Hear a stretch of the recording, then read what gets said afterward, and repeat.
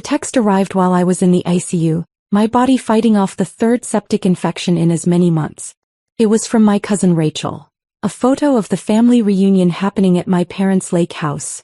Everyone smiling with cocktails, the sunset golden behind them. The caption read, "Family complete." Well, almost. Emily's having one of her episodes again.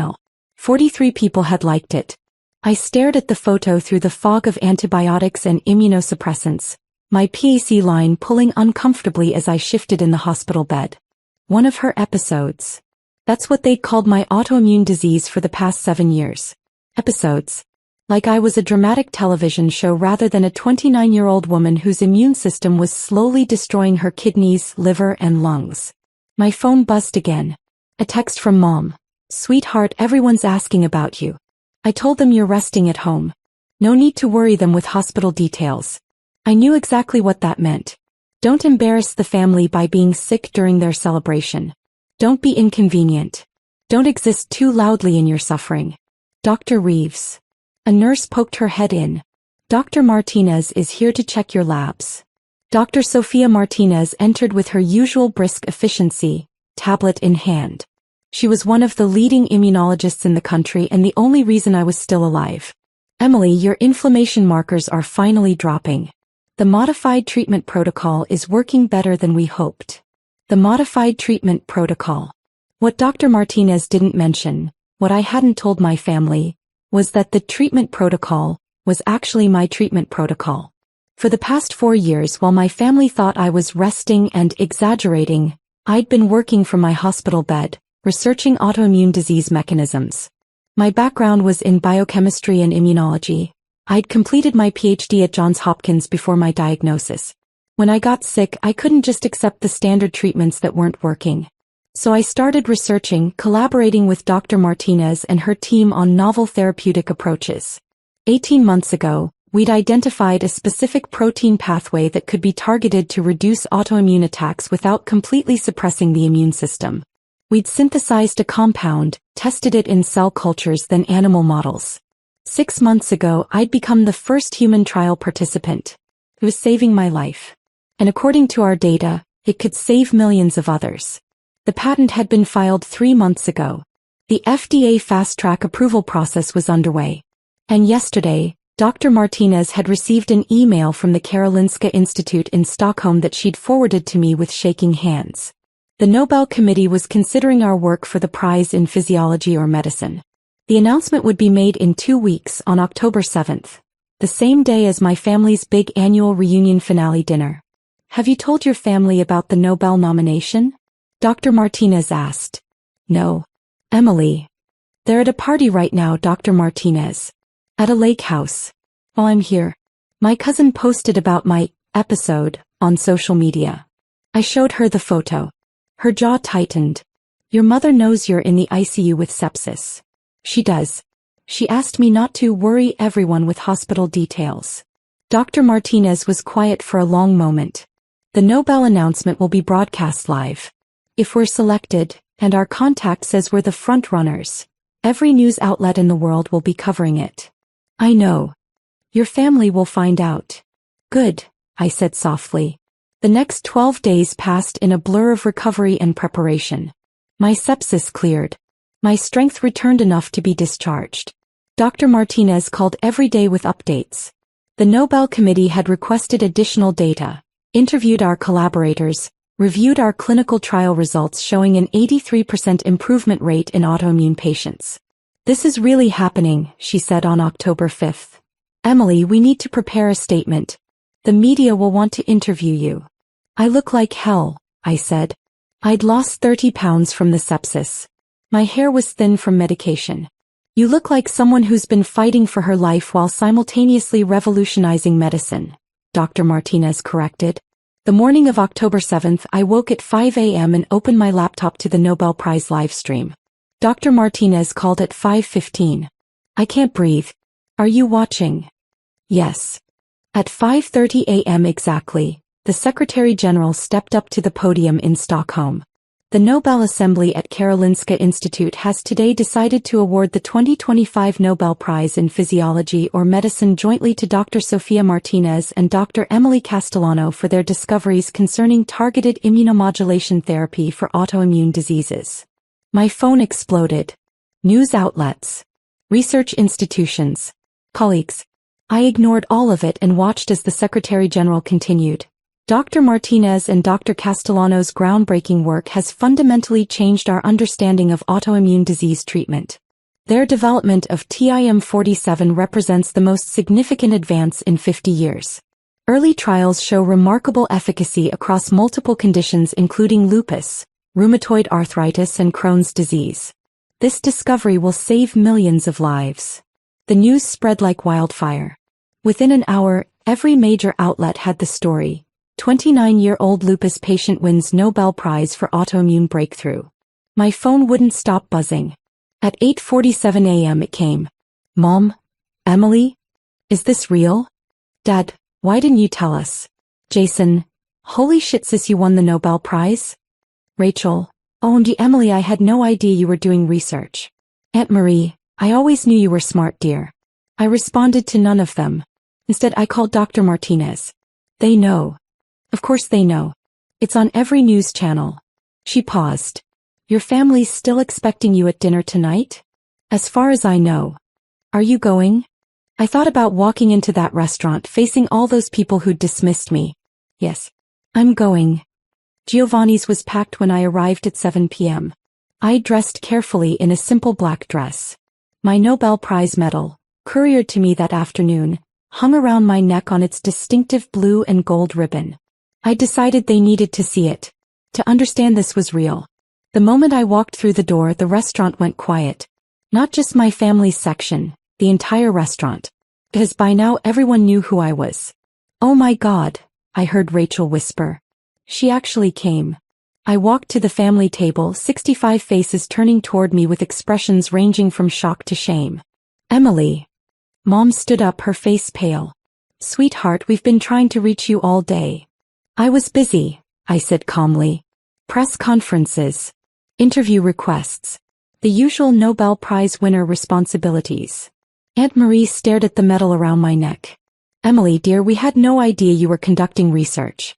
You never mentioned. I mentioned it constantly, I interrupted. 4 years ago, I told you I was working on a research project with Dr. Martinez. You said I should focus on getting well instead of playing scientist. The table was silent.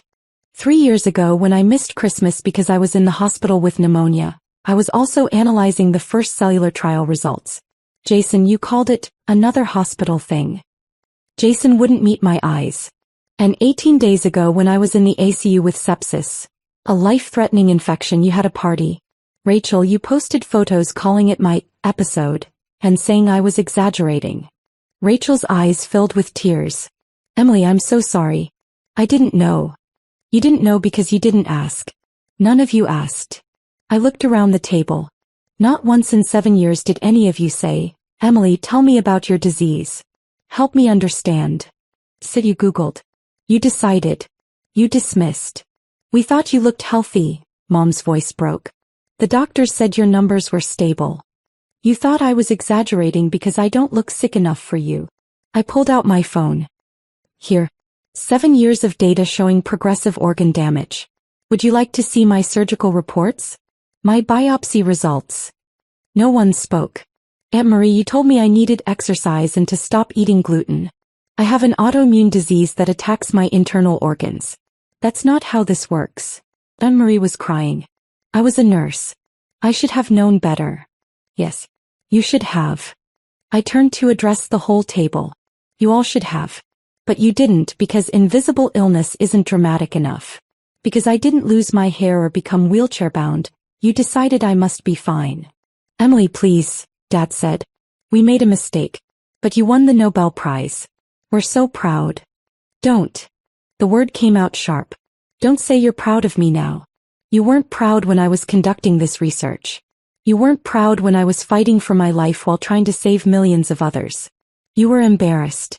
You wished I would be quiet about my episodes and stop making family gatherings awkward. The entire restaurant was listening now. The Nobel Prize doesn't change what I've been through. It doesn't erase the times I was alone in the hospital while you were at parties. It doesn't undo the social media posts mocking my little hospital stays. What do you want from us? Jason asked quietly. You can't make this right, I said simply. You can't undismiss 7 years of suffering. You can apologize. Maybe someday I'll be ready to hear it, but you can't erase what you did. So you're just done with us? Rachel's voice was small. I'm done pretending your ignorance was innocent. I'm done making myself smaller so you can feel comfortable. I looked at each of them. I developed a treatment that will save millions of lives. I did that while you were telling me I was faking. I turned to leave, then looked back at Aunt Marie. By the way, that overdiagnosed disease you said I didn't really have? It almost killed me 6 times. I have permanent organ damage. And I just won the Nobel Prize for developing a treatment that will prevent other people from suffering the way I have. I'm not exaggerating, Aunt Marie. I never was. I walked out with every eye in the restaurant on me. Behind me, I heard my grandmother's voice. We failed that girl. 3 months later, I stood in Stockholm Concert Hall, the King of Sweden placing the Nobel medal around my neck. Dr. Martinez stood beside me, radiant and tearful. In the audience were people who mattered. Colleagues who'd supported my research, patients whose lives had been changed by TM47, friends who'd sat with me through hospital stays. My family was not there. I hadn't invited them. They'd continued reaching out. Letters, emails, flowers. Aunt Marie had written a 5-page apology. My parents had asked to meet to start over. I'd responded to none of it. During my Nobel lecture, I spoke about the invisible nature of chronic illness. About how millions of people are disbelieved because they don't look sick enough. I developed this treatment because I was running out of time, but also because I was tired of not being believed. This prize is validation for every patient who's been dismissed. Every person told their pain isn't real. The standing ovation lasted 4 minutes. That night, Dr. Martinez raised her glass to me. To the patient who refused to be silenced. To the doctor who listened, I countered. My phone buzzed with a text from Rachel. A photo of the family watching my Nobel lecture on TV, all of them crying. The message read, "We're watching. We hear you now. We're sorry we didn't hear you before." I looked at the photo for a long moment, then put my phone away and returned to the celebration. To the people who'd believed me when it mattered, who'd supported me when I was unknown and suffering. Some wounds heal. Some families deserve second chances. But some bridges, once burned, are meant to stay ashes. My little hospital stay had changed medicine. My episodes had won a Nobel Prize. My exaggeration had saved millions of lives. And I'd done it all without the people who should have been there from the beginning. That was my victory. That was my validation. And that, finally, was enough. I stood at the podium of Massachusetts General Hospital 6 months after Stockholm, addressing 200 medical students. Dr. Martinez had asked me to speak about patient advocacy and medical research. But I had a different message. How many of you have dismissed a patient's symptoms because they looked fine? I asked. Uncomfortable silence. Be honest. How many times have you heard drug-seeking or anxious or hysterical and stopped listening? Hands slowly raised. About half the room. I was that patient.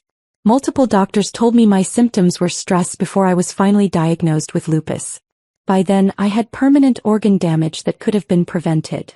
I pulled up a slide showing my medical timeline. This is what medical gaslighting looks like. And it happens every single day. I showed them the messages from my family. The social media posts. The dismissals. This isn't just about my family. This is about a culture that doesn't believe invisible illness is real. That thinks suffering requires visible proof. A young woman in the front row raised her hand. Dr. Castellano, how do we do better? Listen, I said simply.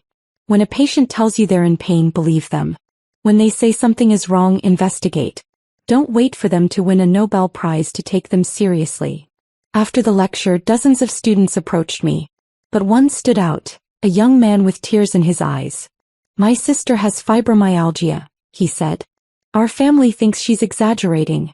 After hearing you, I realize we've been doing to her exactly what your family did to you. I'm going home to apologize. Don't just apologize, I told him. Learn about her condition. Ask her what she needs. Show up. That night I received an email from Aunt Marie. Another one. I'd deleted dozens without reading them. But something made me open this one. Emily, I don't expect forgiveness. I don't deserve it.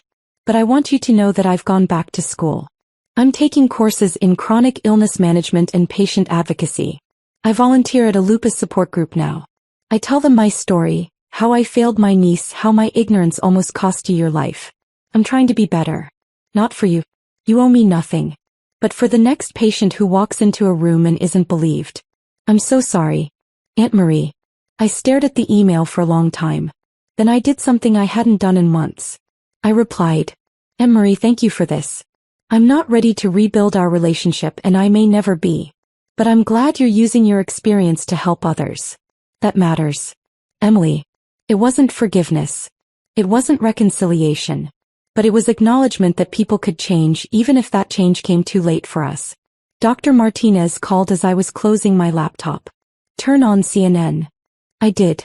There was my face on the screen and a headline. Nobel winner's family betrayal sparks national conversation about medical gaslighting. A panel of doctors was discussing how my story had changed their approach to patient care. A patient advocate was talking about the thousands of messages she'd received from people who'd been dismissed by their families, finally feeling validated. You started something, Dr. Martinez said softly. Something bigger than the treatment. He was right. TM47 would save millions of lives. But my story, our story, was changing how people understood invisible illness. It was giving voice to the dismissed, the doubted, the disbelieved. My phone buzzed. A text from my brother Jason. I know you probably won't respond. But I wanted you to know I started seeing a therapist. To understand why I dismissed you. Why I chose comfort over truth. I'm not asking for anything. Just wanted you to know I'm trying to be better. I didn't respond. But I didn't delete it either. Some bridges stay burned. Some relationships end and should stay ended. But sometimes the people who hurt us can become catalysts for change. Not in our lives but in the lives of others they'll meet. My family couldn't undo the past. But maybe they could help prevent the future from repeating it. That would have to be enough. Because I'd already won. Not just the Nobel Prize but something more valuable. The absolute certainty that I'd been right about myself all along. And no one could ever take that from me again.